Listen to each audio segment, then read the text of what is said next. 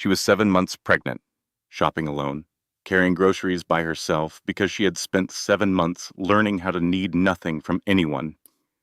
And then she turned a corner in a grocery store and saw him, her ex-husband, the most powerful and dangerous man she had ever known, standing there with another woman, laughing like she had never existed, like the life they built together had simply been erased. But here's what nobody tells you about a man like Dominic Reyes. He had not moved on. He had not forgotten. He had let her go because he believed, in his bones, that walking away from the one thing he loved most was the only way to keep her alive. Two people, both protecting each other, both suffering, both completely alone, in a decision they made for the same reason. What happens when the truth finally comes out will change everything you think you know about love, power, and what it actually costs to protect someone. This channel is for people who understand that some individuals are simply built differently. There are lessons that no classroom will ever teach you, lessons that only the most powerful, most battle-tested people in the world carry. This channel does not tell stories about crime. This channel tells stories about mindset, about resilience, and about the hidden truths behind real power. The lesson in this story is one of the most important ones you will ever hear. Real strength is not the ability to control everything around you. Real strength is knowing when to let go of control and trust the person standing beside you. If that hits something in you, leave a comment below and tell me what you are thinking. Share this with someone who needs to hear it. Hit the like button if you stayed until the end. And if you are new here, subscribe, because this is only the beginning of what we have for you. Serena Reyes had learned to carry groceries alone by the third month of her pregnancy, not because there was no one to help, because this was the smallest, most concrete proof every single day that she could. She pushed the cart through the produce section of the Whole Foods on Halsted, moving at the pace her body allowed now. 7 months along. The baby shifted against her ribs, a slow roll, and Serena pressed one hand briefly to her side before letting go. Just a moment, then back to the list on her phone. The store was quiet on a Wednesday afternoon. Gray Chicago light came through the windows. Outside, the first real snow of December was making a half-hearted attempt at the sidewalks. She stopped in front of the yogurt section and read labels. Not quickly. She read everything now. Her doctor had a list of what was safe and what wasn't, and Serena had memorized it the same way she used to memorize case files, thoroughly, without gaps. A woman nearby was struggling. Young mother, maybe 25, stroller in one hand and an overfilled grocery basket in the other, trying to navigate the narrow refrigerator aisle. Serena watched for exactly 2 seconds. Then she stepped over, lifted the basket, and set it in the lower rack of the stroller without saying a word. The woman looked up. "Oh my gosh, thank you so much," Serena said. "No problem," and kept walking. She didn't need the thanks. She had learned a long time ago how to do small good things without requiring anything back. That was a skill you developed when you had been living alone long enough. 7 months. That was how long she had been good at this particular kind of solitude. Not lonely, she told herself when the apartment was very quiet. Efficient. Lonely was for people who had time to sit with the feeling. She had a grocery list and a parking meter that expired in 20 minutes. She turned down the cereal aisle, checking against the list. Oats, the kind without added sugar. She found them on the third shelf and put 2 boxes in the cart. It was in the baby goods section where she always slowed down. Whole Foods kept a small corner stocked with infant items. She told herself she was just passing through. She told herself that every week. And every week she stopped and stood in front of the little display of stuffed animals and soft blankets and simple wooden toys. She picked up a bear. Small, brown, uncomplicated. She turned it over in her hands, set it back on the shelf, picked it up again, put it in the cart without letting herself hesitate a second time. For a girl. She was almost certain it was a girl. The doctor hadn't told her. She hadn't asked. But she knew. She pushed the cart toward the back of the store. Aisle 7 was pantry staples. She needed olive oil and one other thing she had forgotten the moment she turned the corner, because standing at the far end of the aisle, his back to her, was a man she recognized before she saw his face. She recognized him from the way he stood. Nobody stood like Dominic Reyes. Back straight, shoulders loose. The particular stillness of a man who had never once, in the whole of his adult life, worried about what was behind him. His left hand was holding a bottle of wine, reading the label with an attention that had nothing to do with wine. Serena stopped pushing the cart. She looked to his left. A woman, blonde hair, red dress in December, the kind of color choice that required confidence. She was laughing at something Dominic had said, and her hand rested on his forearm in a way that was easy and natural, familiar in the way of people who had gotten comfortable with each other. Serena stood very still. She had thought about this. In the first weeks after she left, she had thought about it a great deal. The idea that he would move on, that he would find someone, that she would see it someday, maybe from a distance. She had prepared for it the way you prepare for a storm that the forecast says is coming. You board the windows, you buy the supplies, and then the storm actually arrives and you understand that preparation and readiness are two entirely different things. Dominic turned around.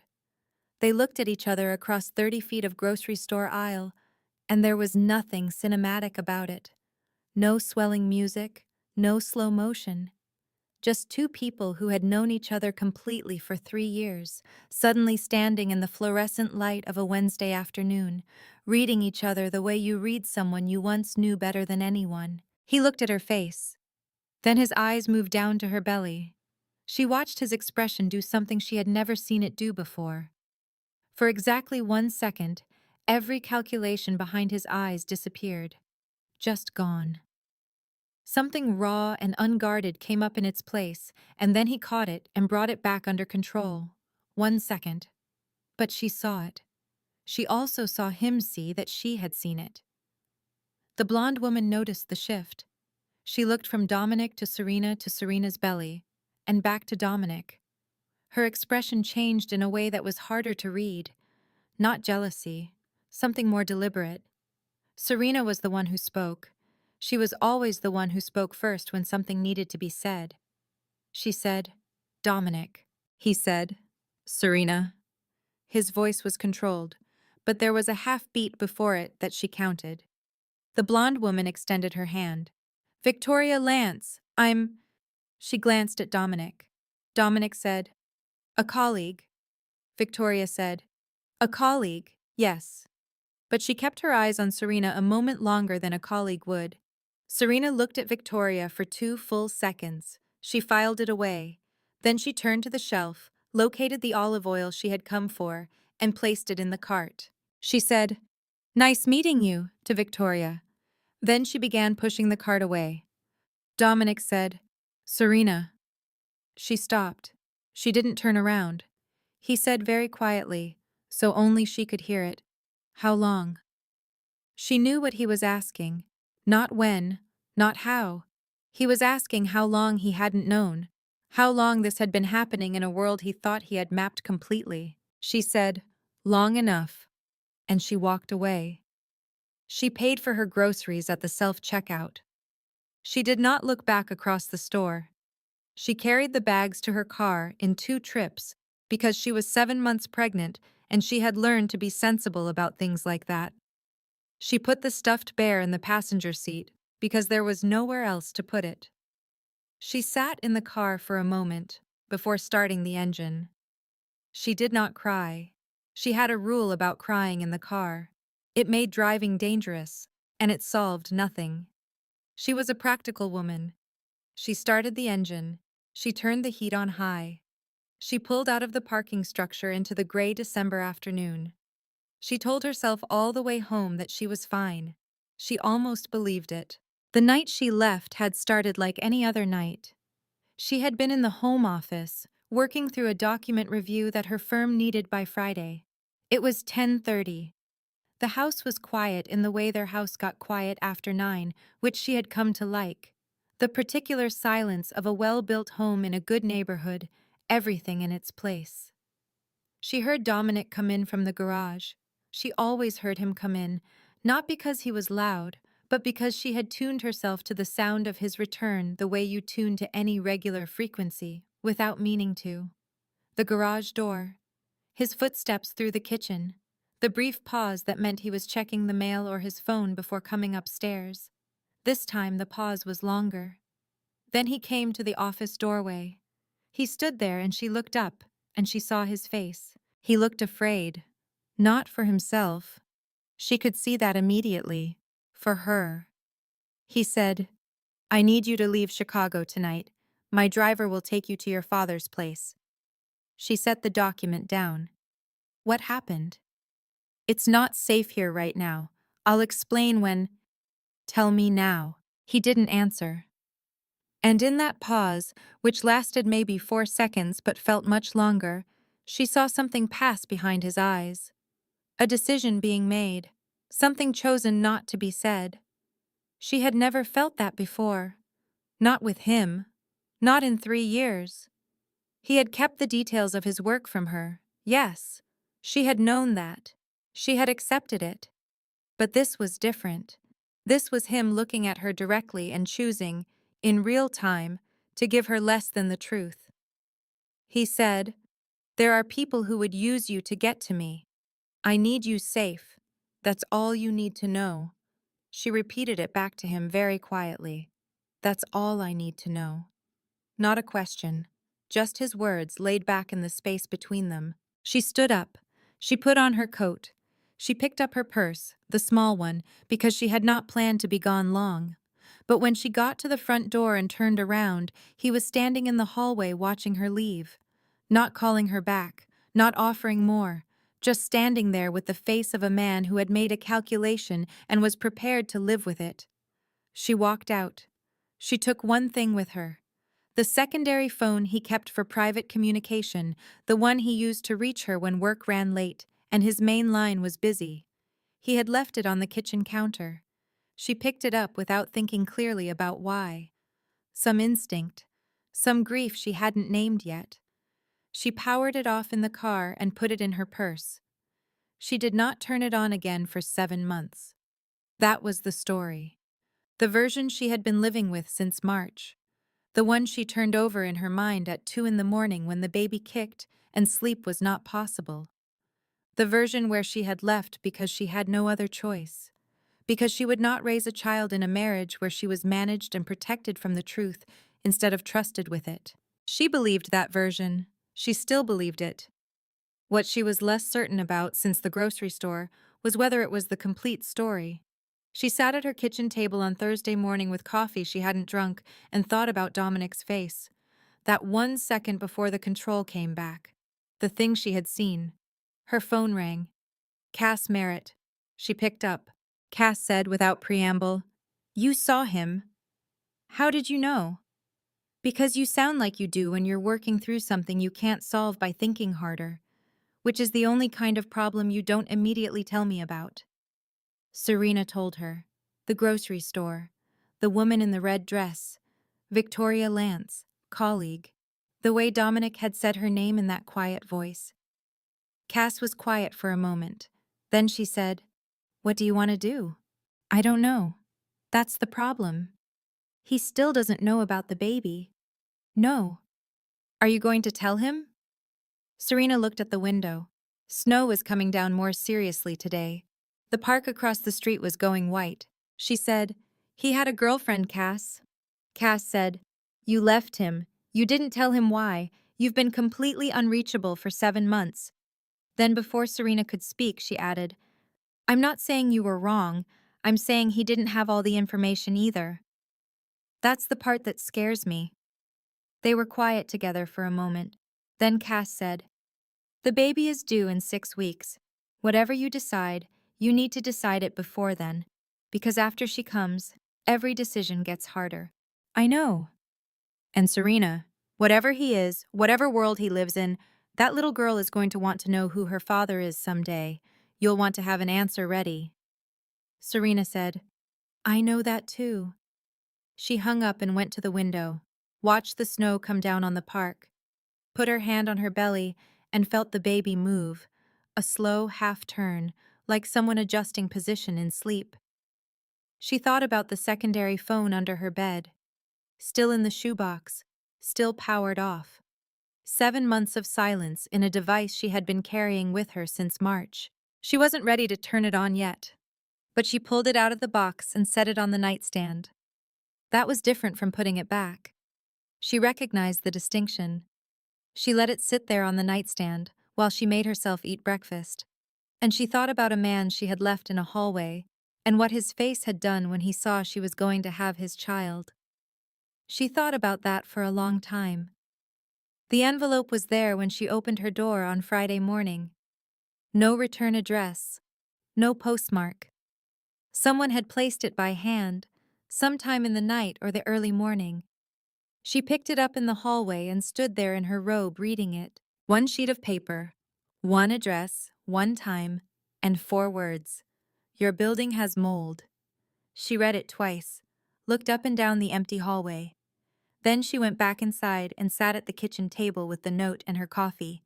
She understood it immediately, not because she had been trained for this kind of communication, because she had lived with Dominic Reyes for 3 years, and she knew that he never said anything directly when the indirect approach served better. Her building did have a mold problem. She knew about it. 3rd floor, east wall, spreading into the HVAC. Her landlord had a contractor coming in January, which she had accepted as the timeline because she hadn't had the energy to fight it. But she was 7 months pregnant, and mold in a building's ventilation was not something a pregnant woman should be living with. Dominic had checked her building, he knew about the mold, and he was telling her, in the most specific, verifiable, impossible to argue with way he knew how, that he was aware of her circumstances, that he had not stopped paying attention. He had given her a choice, an address, and a time. She could go or she couldn't. No pressure either way. No consequences if she chose not to show up. That was Dominic's version of respect, delivered in his particular language. She went. The address was a small real estate office in Wicker Park. She knew what this type of office was. During their marriage, she had driven past several of them, quiet storefronts with no signage, and she had known without asking that they were rooms where Dominic conducted conversations that didn't need to be on any record. She had never gone into one. This was the first time. She walked in at 10:15. He was already there, alone. He was sitting at a small table near the window. No bodyguards in the room. She knew there were men in the hallway because that was how it always worked, but in the room itself it was just him. He had made the same choice she had, that this would be a conversation only they heard. He looked different from the grocery store. In the grocery store, she had seen the shock move through him and get controlled. Today, he had had 2 days to prepare, and the shock was gone. What was left was something that looked, under the careful surface of him, like exhaustion. She had known him well enough to see that, probably the only person who could. He watched her come in. His eyes went to her belly the way they had in the store, that involuntary acknowledgement, and then back to her face. He said, "Thank you for coming." She said, "You said my building has mold." 3rd floor, east wall. Your landlord has been aware for 6 weeks and hasn't disclosed it. I can get you documentation if you need it for a rental dispute. Is that why you left the note? Or is that the reason you chose because it's harder to argue with than the real one? He looked at her. Something in his face shifted slightly. An acknowledgement. Both, he said. She sat down across from him. She put her coat on the chair beside her. She looked at him directly. He looked back. He said, "Is the baby?" He stopped. He started again. "Are you well?" She said, "We're fine." She noticed she said it that way. We. She watched him notice it too. Neither of them said anything about it. He said, "You first, that night. Why didn't you tell me what was actually happening?" She said, "That was going to be my question to you." He was quiet for a moment.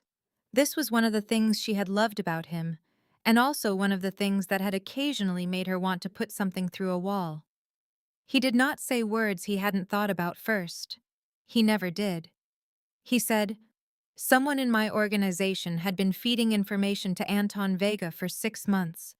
I didn't know who, which meant I didn't know who I could trust, which meant the safest option for you was to get you somewhere secure without giving you enough information to make you a target if someone came to you looking for leverage. You could have told me that.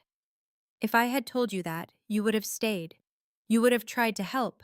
I could not protect you effectively if you were in the middle of it. So you protected me by sending me away." Yes. Without asking whether I wanted to be protected that way. He didn't deflect. He sat with it. "Yes," he said, without asking. She looked at him.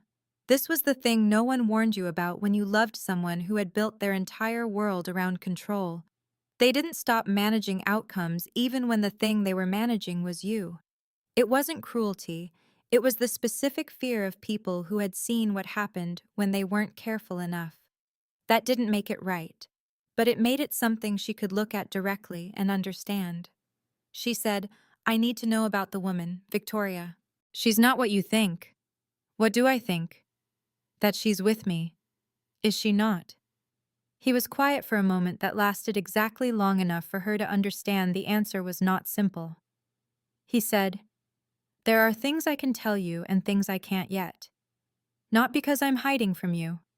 Because telling you everything right now puts you in a position I'm not ready to put you in." She said quietly, "You're doing it again." "I know." And this time the tone was different, not defensive, aware. "I know I am, and I'm telling you that I know. That's different from before." She looked at him. It was different. Slightly. But it was. She said, "You have until she's born." She stood up and put her coat on. "After that I need to know everything I'm bringing her into. All of it." He said, "That's fair. Is the February 1st apartment still available?" "Yes." "Tell your cousin I'll take it." She picked up her bag. "And don't do anything about Vega without telling me first. That's a condition, not a request." He said, "Understood." She walked to the door, then she stopped. She said, "Her due date is February 14th.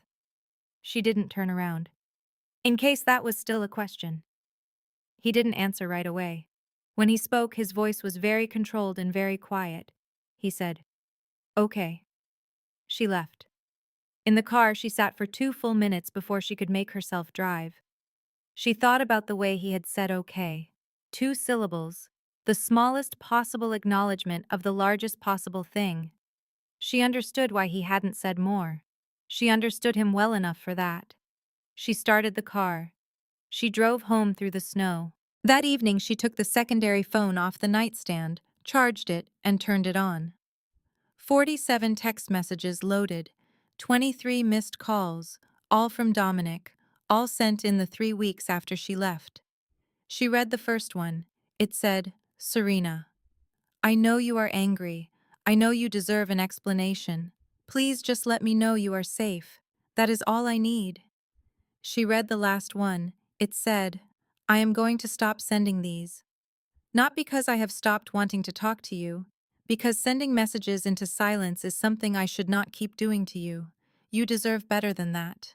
Take care of yourself." She read that last message 3 times.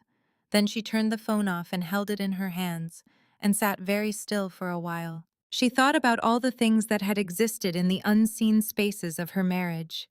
The 47 messages she had never received. The things he had known about her building, her habits, her schedule, that told her he had not simply filed her away in a box marked past and moved forward. She thought about what it meant to love someone who expressed it in the most indirect, logistical, impossible to argue with ways he could find.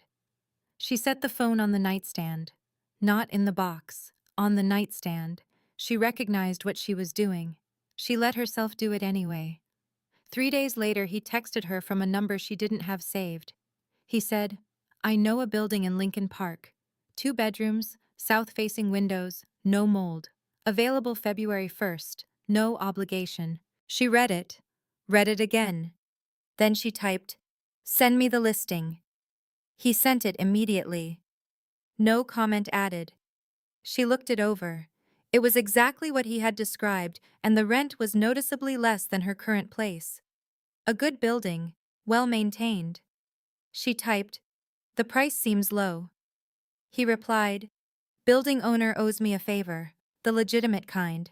She typed, "Define legitimate." He replied, "He is my cousin.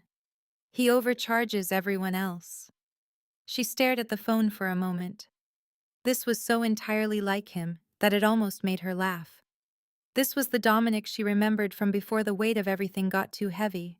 Practical, dry, direct, with a current of something warm underneath that most people never saw.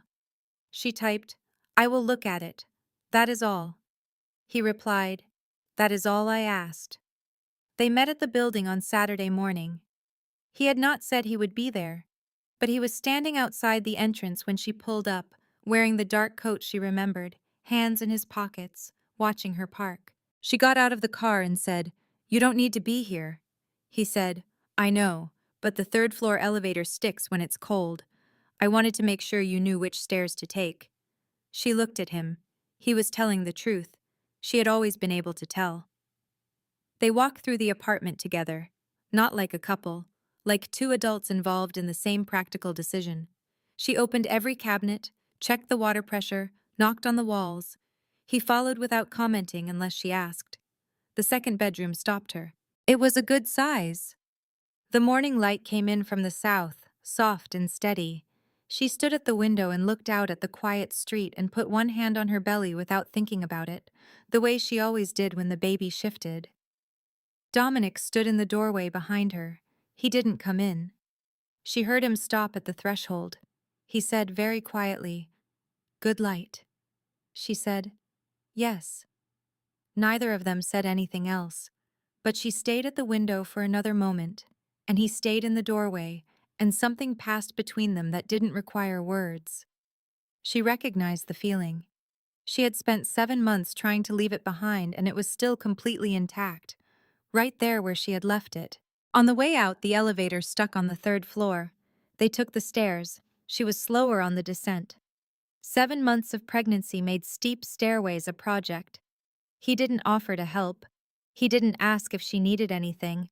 He simply walked at her pace, step for step, without drawing attention to it. She noticed. She filed it away with everything else she was accumulating. They ended up at a coffee shop a block from the building, cold enough that neither of them wanted to stand on the street. He ordered coffee for himself and herbal tea for her, the specific kind her doctor had approved for the third trimester. He didn't ask what she wanted. He just knew. She looked at the cup when it arrived. "You did research," she said. "Some. About pregnancy." He said, "About what's safe, what isn't. Things that help with the last few months." He didn't apologize for it. "I wasn't going to pretend I didn't know." She drank her tea and looked at him across the small table and thought about 47 text messages, about him reading pregnancy books or articles alone in whatever room he spent his evenings in, about the particular, sideways, logistical way this man expressed the things he couldn't say out loud. She said, "Tell me about Victoria Lance." He said, "She's not what you think." "What do I think?" "That we're together." "Are you not?" He held her gaze. "There are things I can tell you and things I still can't, not to hide from you, because the full picture right now puts you somewhere I'm not ready to put you." She said quietly, "You're doing it again, Dominic." He said, "I know, and I'm telling you I know. That's not the same as before." He set his coffee down. "Give me a little more time. Before she comes, I will tell you everything." She looked at him. Then she said, "You have until February." "I know. I'll take the apartment." "Okay. Your cousin doesn't need to know anything about this situation." "He already doesn't." She almost smiled. Almost. She caught it before it arrived. That evening she did something she had been avoiding for months. She sat on the floor of the second bedroom in her current apartment, the one with the mold she now knew about, and she opened the shoebox all the way. She went through everything in it.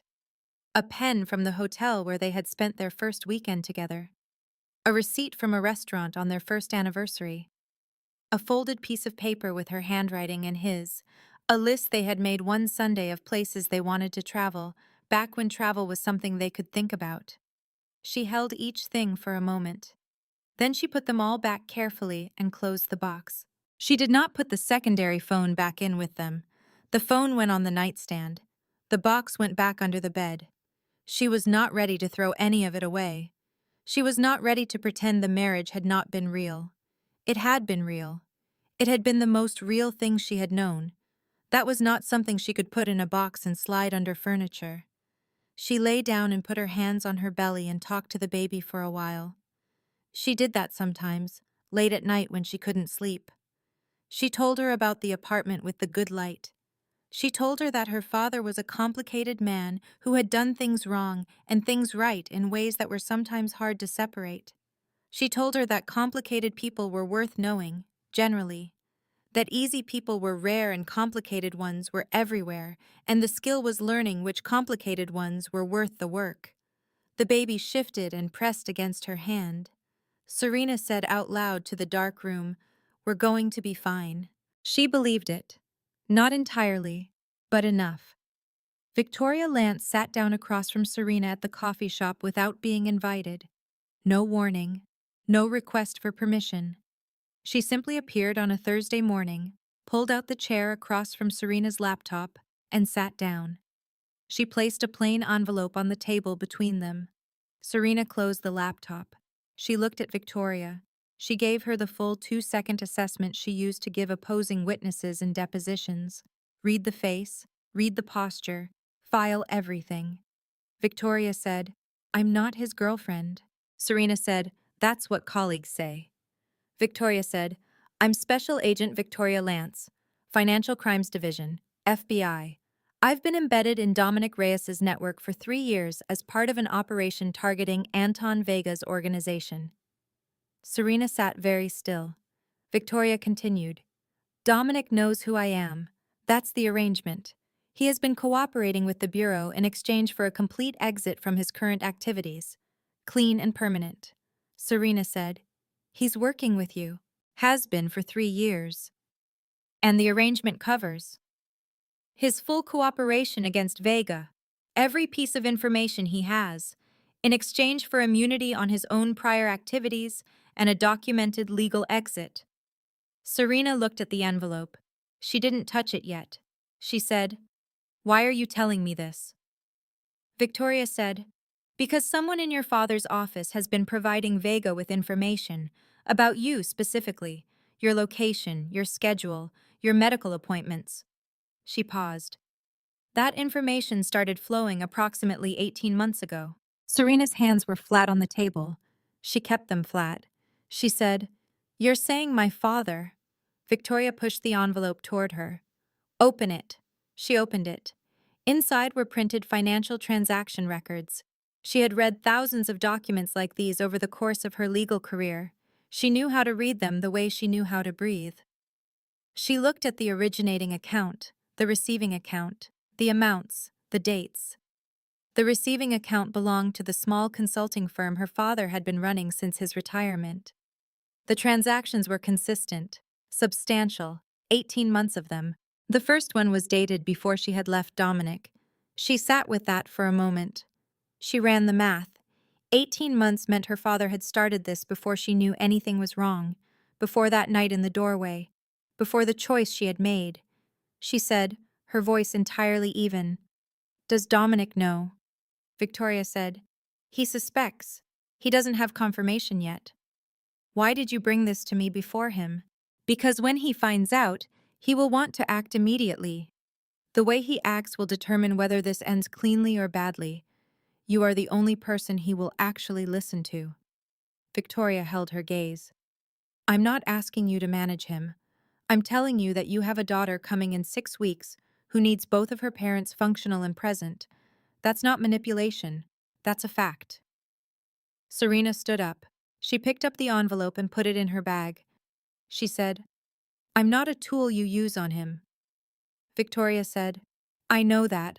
I'm asking you to be someone who acts in her own interests." Serena looked at her for one more moment.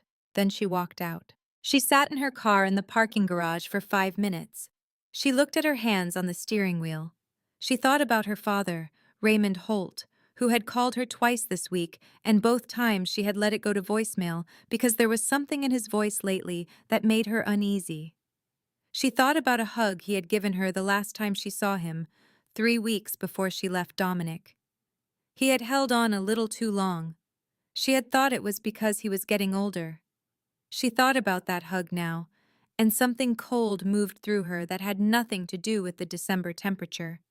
She called Dominic. He picked up on the second ring. He said, "Serena."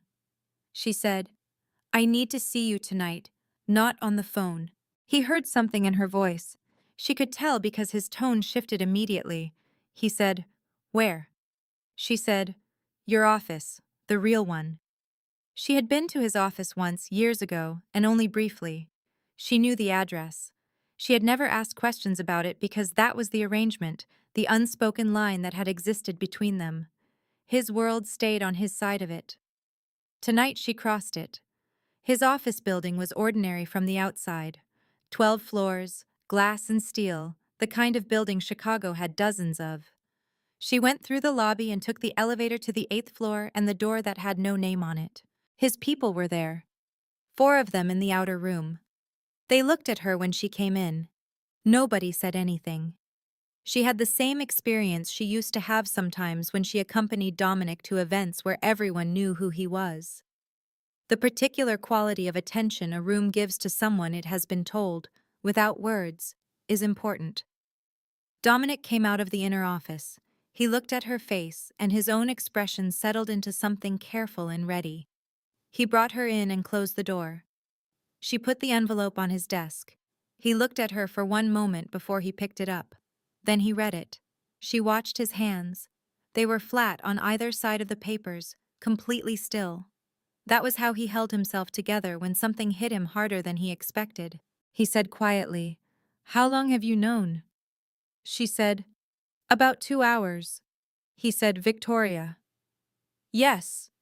He looked up at her. She met his eyes and said flatly, "Don't." He said, "Serena." She said, "I know. Believe me, I know. But I need you to not act tonight. Give me 24 hours. He looked at her for a long moment. Something moved behind his eyes. She watched him weigh it. He said, 24 hours. They stepped back into the outer room, and one of his men said something had come up with Vega's team. Not a crisis, but requiring a decision. Dominic handled it in 3 minutes. No raised voice, no visible anger, just precise, clear instructions delivered in a tone that brooked exactly zero uncertainty. She stood against the wall and watched. She had wondered sometimes what he was like in the moments she had never been present for. Now she saw. This was Dominic operating. The stillness, the speed under it, the way every person in the room oriented toward him without having to be asked. In the middle of the second call, he turned and looked at her. Just looked. Not checking on her, not managing her, just confirming that she was there. She was still there. She drove home thinking about her father, not in anger, in the deliberate, separating way she had learned to think through difficult things. She tried to imagine the version of this that made sense. The version where her father had a reason, where the man who had raised her, who had hugged her too long, who called twice a week, had done what these papers said he had done. She could almost construct it. A man who was afraid. A man who thought he was protecting her by destabilizing the thing he was afraid of losing her to. A man who did not think through what he was reaching toward when he reached for help in the wrong direction. She could almost construct it. It didn't make it smaller, but it made it human. And human things could be addressed. They were harder to address than monstrous things, in some ways, because they required you to hold two truths at once. She pulled into her parking garage, sat for a moment. Then she went upstairs and made herself eat dinner, and talked to the baby, and did not allow herself to call her father tonight. Tomorrow. She would call her father tomorrow. She drove to Evanston on Friday morning without calling ahead. Her father's house was a colonial on a quiet street. She had grown up in this house. She knew every room, every creak in the floorboards, the way the back door swelled in wet weather and had to be lifted and pushed at the same time. She parked in the driveway and sat for a moment. Then she got out. He opened the front door before she knocked. He had probably heard her car. He stood in the doorway in his robe and slippers, and she looked at his face and saw what she had come to see. He knew. He had known she would come eventually, and he had been waiting, and now the wait was over. She said from the bottom step, "Tell me why." He said, "Serena, come in." She said, "I'll stay here. Tell me why." He looked at her for a long moment. Then he looked away. He said, "Let me explain." She said, "I'm not asking for an explanation yet. I'm asking for the reason, not the version you've prepared, the actual reason." Raymond Holt, 64 years old, looked at his daughter standing in the December cold with her 7-month belly and her coat buttoned around it, and her face completely calm in the way he had taught her to keep it when things were serious. And she could see that calm turned back on him was the thing he had not accounted for. He said, "I was afraid of losing you." She said, "To what?"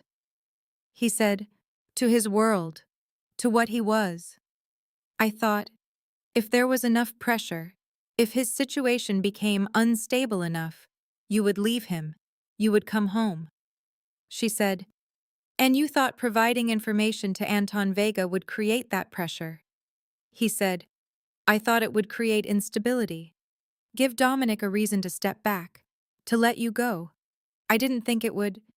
His voice dropped. "I didn't think through all the ways it could go wrong." She said, "He spent 7 months looking for the person inside his organization who had betrayed him. Because he thought it was someone he trusted. Because of what you did, he questioned every person around him." Her father said, "I know," she said. "And you let him." He didn't answer. She stepped inside. Not forgiveness.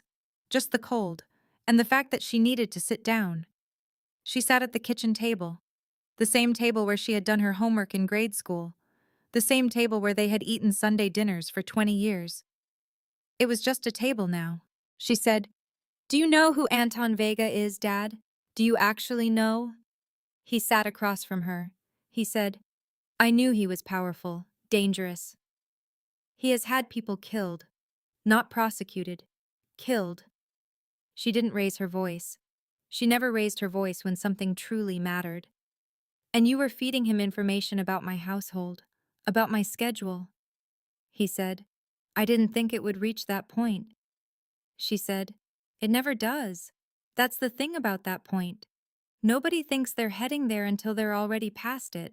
Silence. She said, "When did you find out I was pregnant?" He looked at her belly. He said, "Not at first." "When you did find out?" He didn't answer immediately. She let that be an answer.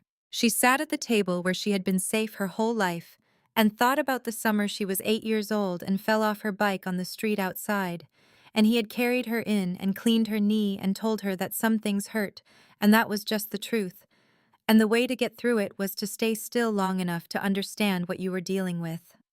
She thought about that advice now. She said, "I need to understand something.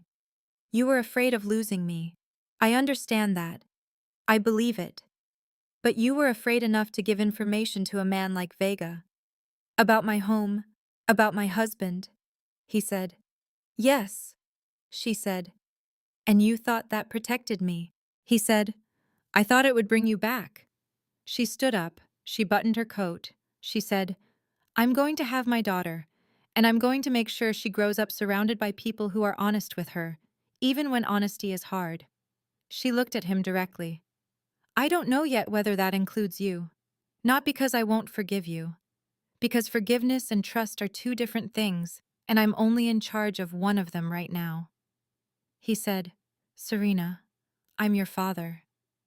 She said, I know exactly who you are. That is the problem. She walked out. She got in the car. She sat in the driveway for 1 minute and put both hands on the steering wheel and breathed. Then she called Dominic. He answered immediately. He said, "Serena," she said, "it's my father." Long silence. He said, "I know." His voice was very quiet. "I've known for 3 days," she said, "and you didn't tell me." He said, "I didn't know how. I didn't know if I had the standing to be the one to tell you." She sat with that for a moment. She understood it. She didn't agree with it entirely, but she understood it. She said, "What are you going to do?" He said, "What I want to do is different from what I'm going to do." A pause. "I'm going to let Victoria and the Bureau handle it, through proper channels. Nothing happens to him outside of what the legal process decides," she said. "Because you want that, or because it's right?" He said, "Both, this time." She drove home. She made herself eat. She lay down and felt the baby moving, and thought about all the versions of all the people she loved, the versions she had known, and the versions she hadn't. She thought about how love required you to keep updating your understanding of a person as new information arrived. How the alternative was to stop really seeing them, to carry a version frozen at some earlier moment and call it love when really it was just memory. She had loved her father completely for 32 years. She was going to have to decide what to do with a version of him she hadn't known existed. Not today, but soon. She told the baby quietly, "Your grandfather is a complicated man who did a harmful thing because he loved me too much in the wrong direction. We're going to have to figure out what that means for us." The baby moved. Serena said, "I know. We'll figure it out." It started on a Tuesday, which was not a day Serena would have predicted for everything to arrive at once. She was working at the kitchen table, revising a financial analysis for a client, when she felt wrong. Not sharply wrong, not emergency wrong, just a subtle, persistent not rightness that had been building since morning and had now reached a level she couldn't dismiss. She called Cass. Cass arrived in 15 minutes, did a quick assessment, and said, "We're going in." "Cass, I need to see a monitor reading. Come on." At the hospital, the doctor examined her, ran the tests, and told her what she needed to hear. No danger to the baby, no immediate risk to her. What she was experiencing was stress-related. Her body was telling her, in the only language it had, that she needed to slow down. The doctor said, "You need rest and you need to reduce stress significantly for the next 4 weeks, until she comes. Can you do that?" Serena said, "Yes." She was put in a monitoring room for a few hours of observation. Cass settled into the chair beside the bed. Serena said, "Don't call Dominic." Cass said, "Okay." Serena said, "I mean it, Cass." Cass said, "I hear you." Which was not the same thing as okay, and they both knew it. Serena lay back and listened to the fetal monitor and looked at the ceiling. The sound of the heartbeat was steady and quick. She had heard it at every appointment for months. It still did the same thing to her every time. Made everything else temporary. Made everything else manageable. She was almost asleep when she heard footsteps in the hallway she recognized. Dominic came through the door. He was in the same coat from the morning. He looked like he had moved quickly to get here. He looked like someone had reached into his chest and rearranged things. He looked at her lying in the hospital bed with the monitoring equipment, and he stopped moving entirely for 1 second. Just stopped. Then he crossed the room and pulled a chair to the side of the bed and sat down. He didn't say anything. He didn't ask how she was. He didn't explain why he was there. He just sat. She said, "Cass wasn't supposed to call you." He said, "Cass called me." "I know. I'll deal with that later. She won't apologize." "I know that too." She looked at him. He was looking at the monitor, at the numbers and the readout. She could see him reading the information on it the way he read everything, completely and rapidly. She said, "We're both fine. The doctor said it's stress." He said, "I know. She told me." He stayed. For the hours it took to get through the observation period, he stayed. He didn't talk much. He answered the questions she asked. He didn't fill the quiet with noise the way most people felt compelled to. He sat in the chair beside her bed and existed in the room with her, and it was, she realized somewhere in the second hour, exactly what she needed. Not words, just the presence of someone who was not going anywhere. Past midnight, the hospital got very quiet. Cass had gone to find coffee. It was just the two of them. Serena said, "Do you know what I remember most about us?" He was quiet for a moment. Then he said, "Tell me." She said, "Sunday mornings when you thought I was still asleep? You would make breakfast and you would listen to history podcasts in the kitchen, and when you thought no one was listening, you would talk back to the host out loud, like you were having a conversation with them, like they could hear you." He was quiet. She said, "I never told you I knew that about you." He said, after a moment, "What I remember most is the way you laid books face down to hold your page. I used to hate it. It damages the spine. And now I see a book face down anywhere, and I have to remind myself it isn't yours." The monitor hummed. Somewhere down the hallway a door opened and closed. She said, "Why didn't you fight for us when I left?" He said, "Because I didn't know about the baby, and because of what I was dealing with from Vega, I couldn't be certain that fighting for you publicly wouldn't make you a more visible target." She said, "Is that the real reason, or the one you told yourself?" He was quiet long enough that the answer was already in the silence before he spoke. He said, "Both. And I was afraid. If you came back because I fought for you, I didn't know if it would be because you wanted to, or because you felt you had to. I would rather lose you completely than keep you through obligation." She said, "You didn't ask me what I wanted." He said, "No, I didn't." She said, "That is the most significant mistake you made, not the decision itself, making it without me." He said, "I know." She looked at the ceiling. "I made the same mistake going the other direction. I left without telling you why, without giving you the information you needed to understand what I was deciding or why." He said, "Yes." She said, "We were both protecting each other and neither of us asked the other person if that's what they wanted." He said, "Yes." She turned her head and looked at him directly. He met her eyes. She said, "I'm going to need you to be different. Not improved. Different. I need you to include me in decisions that affect me. Even when it's complicated. Even when you think protecting me from the information is the safer choice." He said, "I understand." She said, "That's not an agreement. I need you to actually be able to do it." He said, "I know the difference. I'm telling you I can do it." A pause. "I'm telling you I want to." In the morning, the doctor cleared her to go home. Dominic carried her bag to the car. They stood on the sidewalk in the gray December morning, cold enough that their breath showed. She said, "Your cousin's apartment. I'm still taking it." He said, "Okay." She said, "You don't get a key." He said, "Understood." She said, "But if you call ahead, you can come by sometimes." He said, "I will always call ahead." She got in the car. He closed the door carefully. She did not watch him in the mirror as she drove away. But 2 blocks later, she noticed she had been holding her breath and made herself let it go. She moved into the Lincoln Park apartment on December 22nd. The building was exactly what he had described. Good bones, good light. The elevator stuck in cold weather, so she used the stairs, which the doctor said was fine as long as she was careful. She was always careful. She spent the first 3 days getting the apartment in order. She had not brought much from the old place. She wanted to start clean. She ordered furniture, arranged it herself, took her time. On the second day, she assembled the crib. She had not asked for help. The instructions were for 2 people, technically. She managed it in 3 hours with one minor crisis involving a hex bolt and what she suspected was a manufacturing error.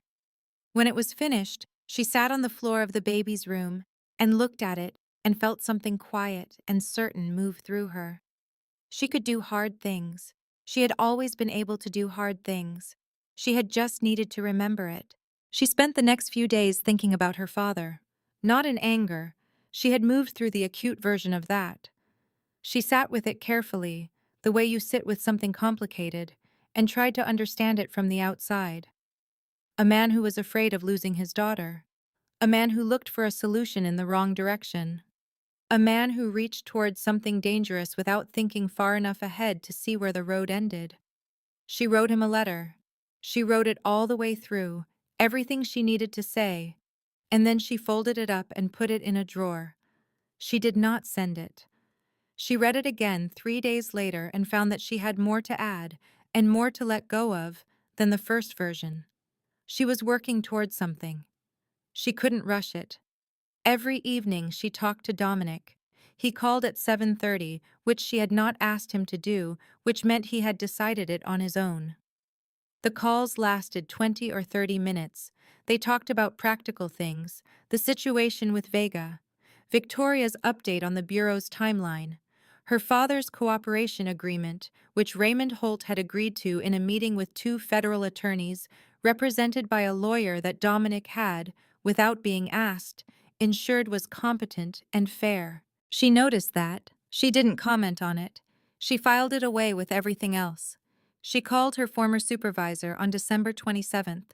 He had always told her she could come back, and he had meant it. And when she asked about independent consulting arrangements after the baby came, the answer took less than 10 minutes to arrive at. It was yes. It had always been going to be yes. She was good at what she did. She had spent 7 months convincing herself that stepping back from it had been practical, sensible, necessary. Sitting in her new apartment with good light and a crib she had built herself, she understood that it had also been a kind of hiding. She was done hiding. Meanwhile, 40 miles away, or 6 blocks away, or wherever he was on a given evening, Dominic was doing his own work. She didn't know all of it, but she knew some. He told her what he could. He told her he had a conversation with a man named Marcus Crane, an old associate who had left the life years earlier. He said Marcus had asked him a question he hadn't been prepared to answer. He said he was still working through it. She asked what the question was. He said, "He asked me if I knew who I was without all of this, without the organization, the network, the work. He asked if I had ever let myself find out." She said, "What did you say?" He said, "I said I didn't know." She said, "That's a good answer." He said, "It didn't feel like one." She said, "It's better than a false one. False ones stop you from having to find the real answer." He was quiet for a moment. Then he said, "Your father said something similar to me once, years ago." She looked at the window. The park was white. "He's a smart man who made a stupid decision. Those aren't mutually exclusive." Dominic said, "No, they're not." She also knew, through Victoria, that he had gone to the Bureau and laid everything out. Not just what they asked for. Everything. Every year of documentation.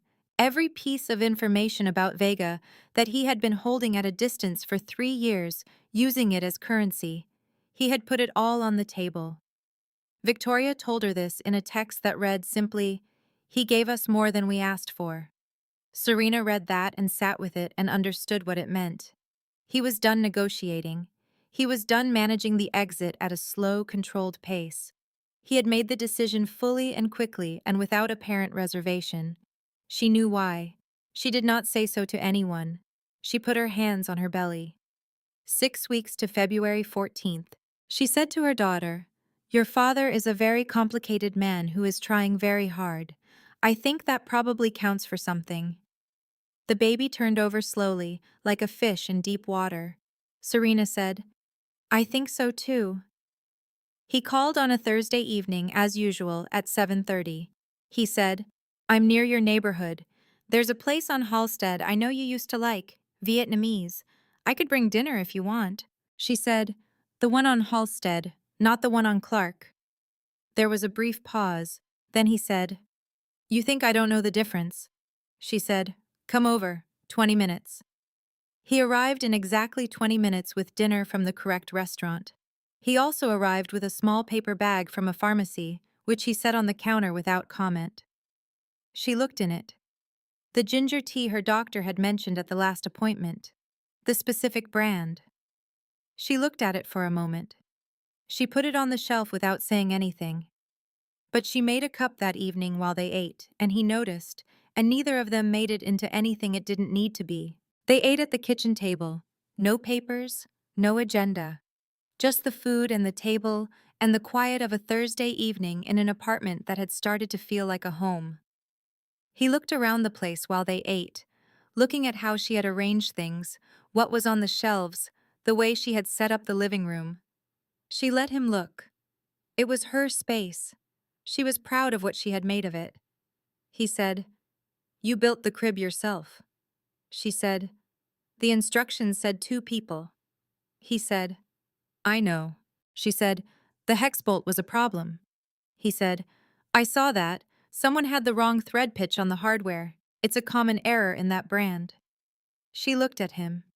He said with the faintest possible trace of something dry, "I have read some things about cribs." She said, "Of course you have." The next few days found a rhythm they hadn't planned for. He called ahead. He came by. They talked about the situation with Vega, which was progressing toward a resolution that Victoria had described as imminent. They talked about her father's cooperation agreement. They talked about the apartment, about the neighborhood, about small things that had no weight attached to them, and she discovered that she had missed that. The small things conversations, the ones that existed just because 2 people were in the same space and both of them were there. Then Victoria called with something urgent. Vega had made a move. He had identified an embedded bureau contact inside the agency's own structure and was attempting to access and destroy the evidence file before the warrant was executed. The situation had gone from weeks away to hours. Dominic called Serena immediately. He said, "I need to tell you something is happening. It may resolve in the next 24 hours, or it may not. I wanted you to know the moment I knew." She said, "What do you need?" He said, "Nothing, I said I would tell you." She sat with that for a moment. Then she said, "Actually, send me the Vega financial file, the one Victoria has been working from." He said, "Serena." She said, "I'm a financial attorney, Dominic. Send me the file." He sent it. She opened her laptop and went through it the way she used to go through complex transaction structures at 2 in the morning when a deal was falling apart and someone needed to find the thread that would hold it together. She was fast. She had always been fast. 2 hours later, she had a 10-page analysis that explained the complete financial architecture Vega had built. Every shell company, every pass-through, every routing structure. And at the center of it, Raymond Holt's role made clear and documented. She sent it to Victoria. Victoria called 15 minutes later. She said, "This is the most comprehensive analysis I have received on this case." Serena said, "I know." Victoria said, then quietly, "He chose well." A pause. "I just wanted you to know that." Serena understood she was talking about Dominic. She said, "He tends to be wrong in the right directions." She put her phone down and looked at her analysis on the screen. She had done that, on her own, in her own apartment, at her own table. She had contributed something concrete and decisive to ending the situation that had defined the past several months of her life. Then she picked the phone back up and called Vega's attorney. She knew him, former colleague.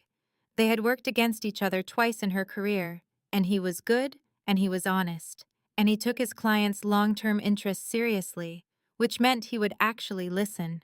She said, "Your client is about to add federal obstruction to everything else he is already facing. I am giving you 15 minutes to counsel him against what he is considering doing." The attorney said, "Serena," she said, "15 minutes." He called back in 12. Vega stood down. Dominic found out within the hour. He called her. He said, "You called his attorney." She said, "You don't have a monopoly on protecting people." He was quiet. Then she heard it. The laugh, real and unguarded, the kind she hadn't heard in 7 months.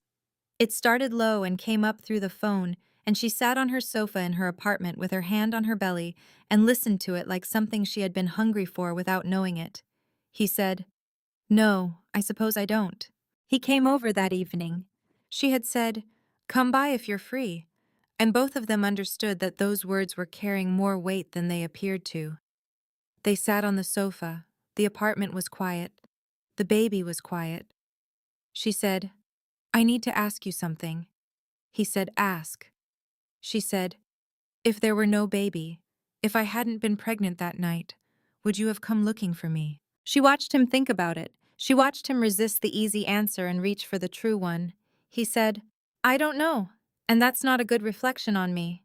She said, "Why?" He said, "Because the answer should be yes, without conditions. But I had told myself that letting you go was the best thing for you. And part of that was cowardice. I didn't want to have to change if there was no large enough reason forcing me to." She said quietly, "I was a large enough reason." He said, "I know that now." She said, "Okay." He said, "Okay." She looked at him for a moment, then she reached over and took his hand. Not tightly, just set her hand over his and left it there. He didn't move.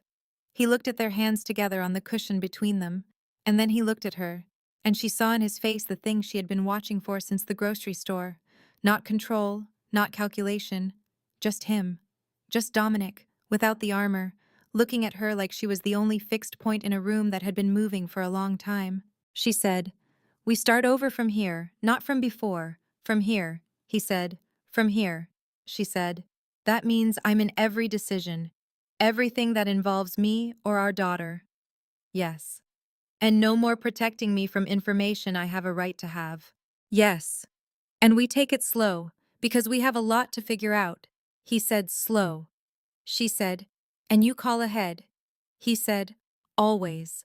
She left her hand where it was. Outside the window, the snow had started again, softer this time, the kind Chicago occasionally produced that looked almost gentle. She thought, "This is choosing someone." Not the first time, when everything was new and the choosing was easy because you couldn't see what it would cost.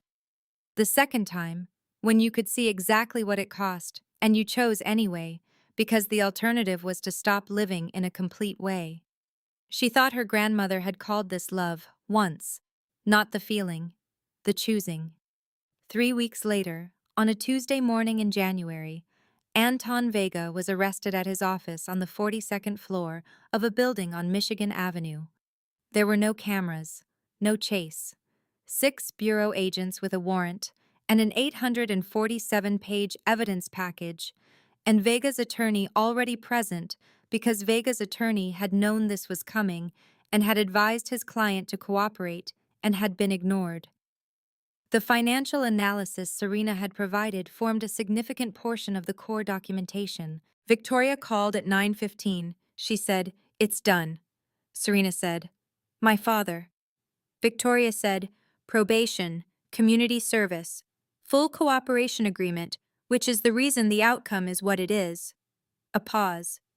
"He asked me to tell you he is sorry. I told him that was between him and you." Serena said, "You were right." She hung up and sat for a moment, then she called her father. He answered on the first ring. He had been waiting for this call since the cooperation agreement was signed. She could hear that he had been waiting. She said, "Dad, I'm not calling to tell you I've forgiven you today. I'm calling because I want you to know that when she is born, I don't want her to grow up not knowing who you are." He said nothing for a moment.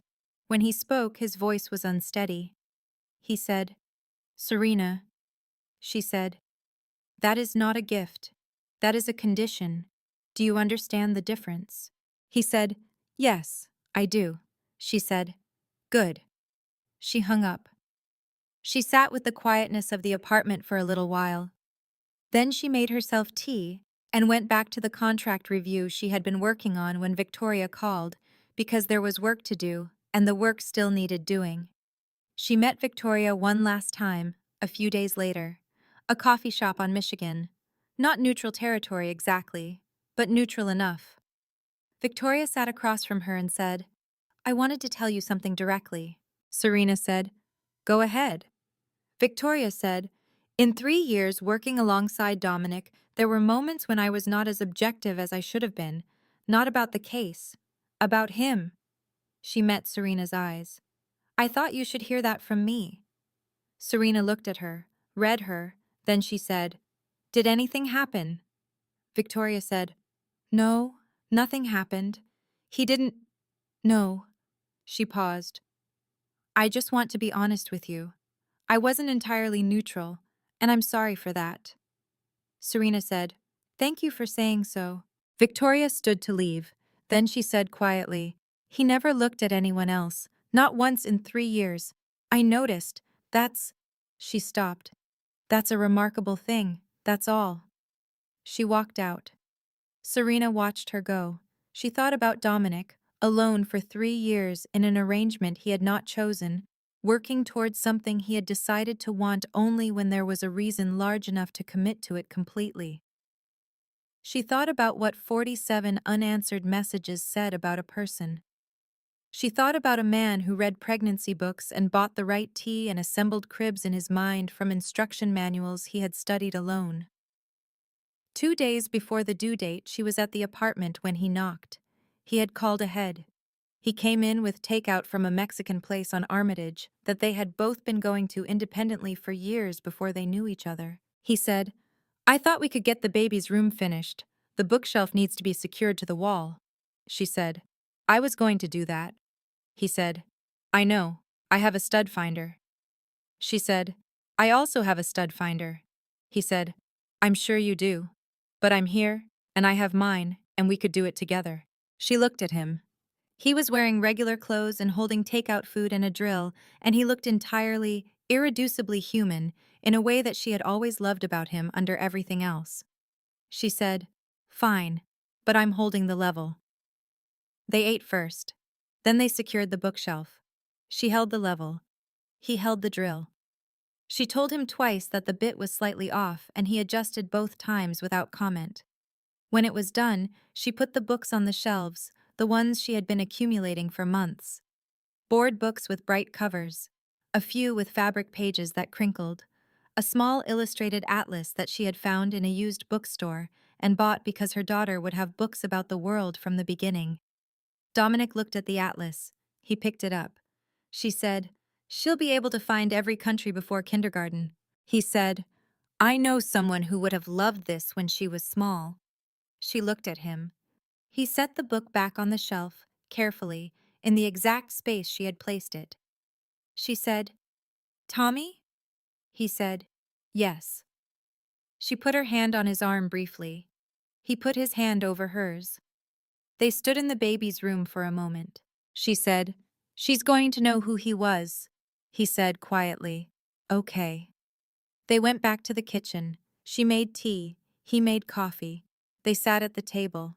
She said, What do you actually want? Not the plan, not the strategy. For us, for her. What do you want? He set his mug down. He looked at her directly with the eyes she had been reading for 3 years and said, I want to be the person she calls when something goes wrong.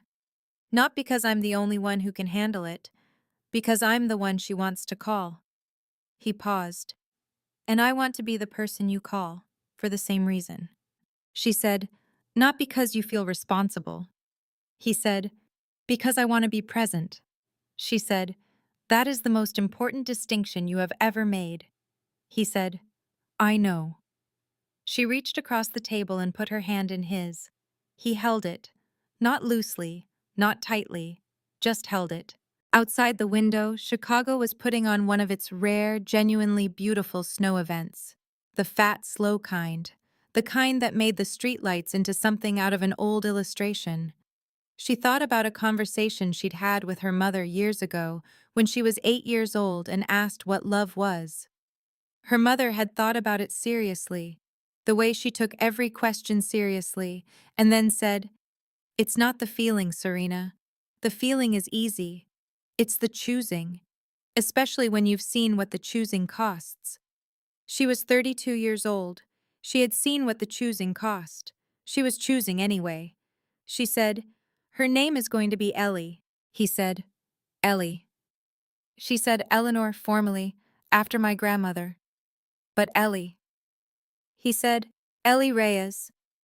She said, Ellie Holt Reyes. Both names. He looked at her. She looked back. She said, she gets to know where she comes from. Both sides. He said, yes. And the word held more in it than just agreement.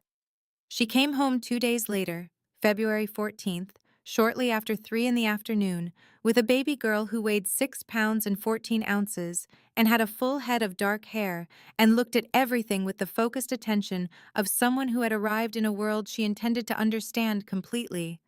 Ellie Holt Reyes. Both names, both sides. Dominic was in the hallway when the nurse wheeled the bassinet into the room. He had been there for 8 hours. He had not been asked to be. He had called ahead, and then he had come, and he had waited in the hallway for 8 hours and not once complained about it or tried to manage any aspect of it. She watched him look at his daughter for the first time. She would remember this always. Not the words, because there were no words. The way his whole face did something it had never done in all the time she had known him. The control, the calculation, the careful management of expression that was as natural to him as breathing, all of it just stopped. He stood at the side of the bassinet and looked at this 6-pound person, and everything that made him Dominic Reyes simply went quiet. He said, after a very long time, "Hi." Ellie opened her eyes. He said even quieter, "Hi there." Serena looked at them both and thought, this is the thing that was worth the whole cost of getting here. Not the resolution, not the safety or the legal outcome or the answers to all the questions. This moment, this tiny person, this man who had never in his life looked at anything the way he was looking at her daughter. She said, "She likes to be held on the left side. I noticed at the first feeding." He said, without looking up, "I'll remember that." She said, "I know you will." On a Tuesday morning in February, Ellie Holt Reyes, 12 months old, gripped the edge of the coffee table with both hands, bent her knees with great concentration, and stood up. 1 second, 2, 3, 4. Then she sat down hard on the carpet, completely unhurt, and looked up at the two people watching her with an expression of absolute satisfaction. Serena, sitting on the floor nearby, said, "Again." Ellie grabbed the table, stood up again.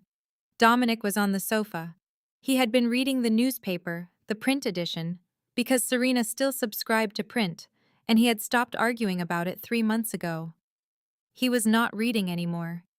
He was watching his daughter practice standing with an expression that, if you had only known him in his other life, you would have found entirely unrecognizable. Cass was there for the weekend, occupying the armchair with a cup of coffee and the particular contentment of a person watching a scene she had contributed something to.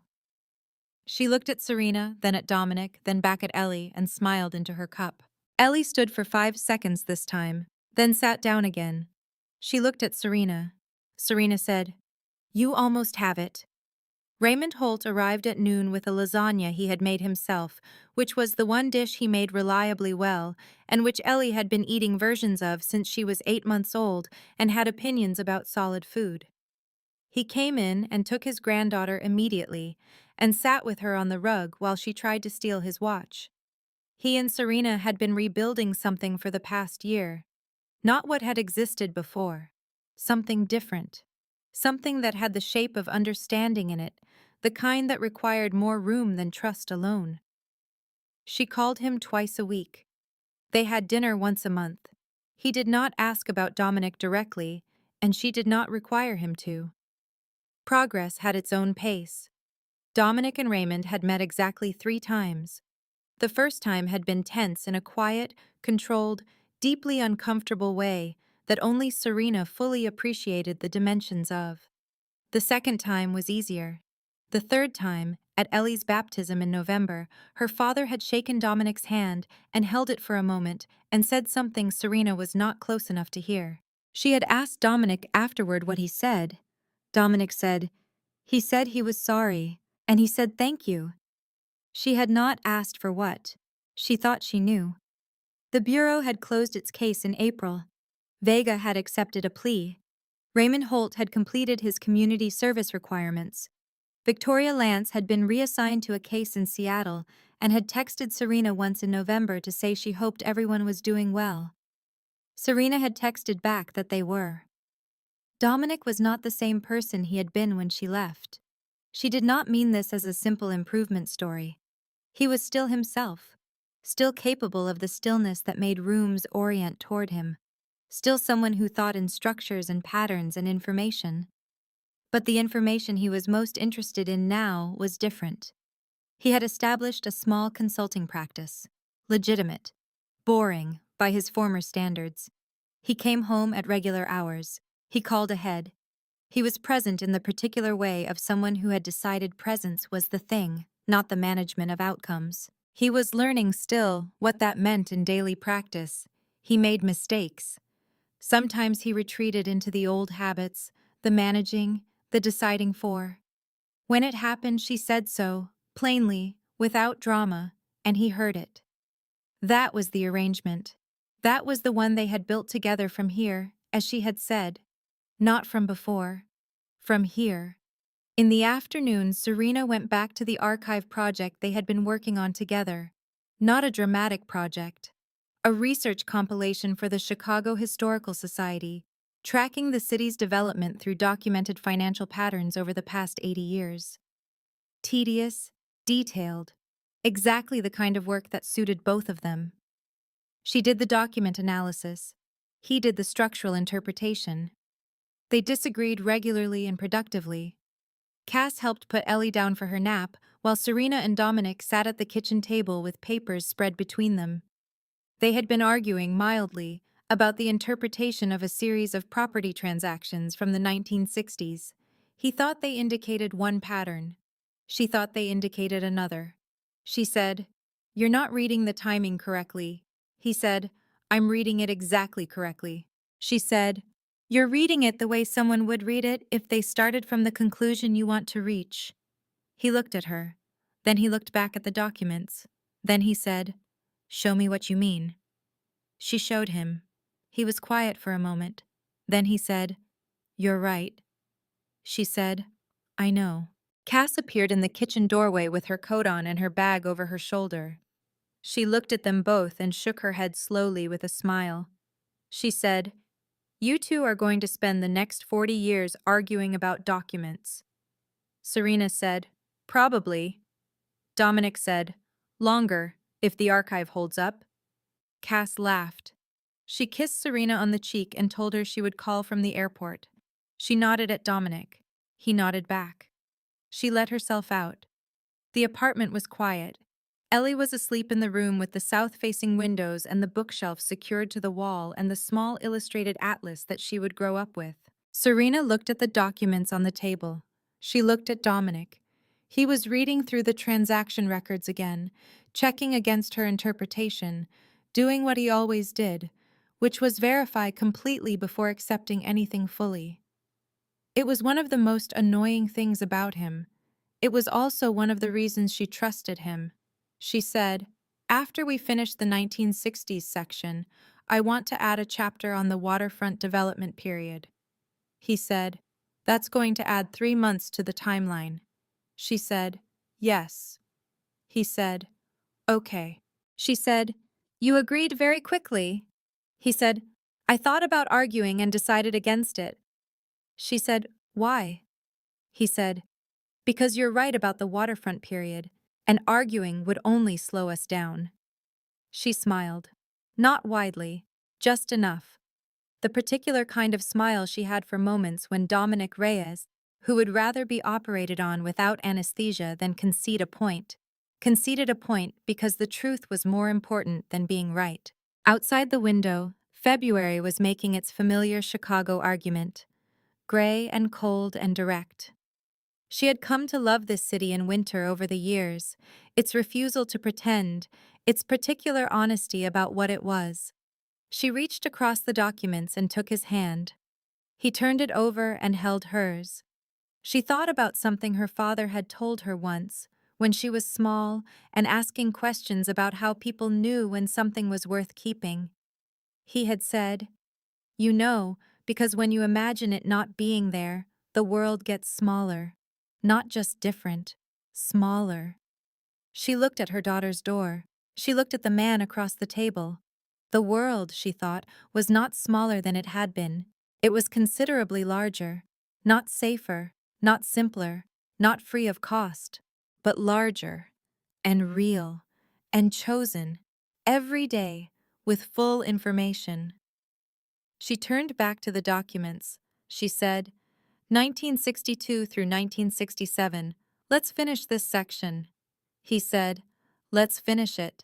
And they went back to work. Ellie Holt Reyes grew up with both names and knew what they meant by the time she was old enough to ask. She grew up in an apartment with good morning light and books on every shelf, and two people who disagreed about most things and agreed about the ones that counted.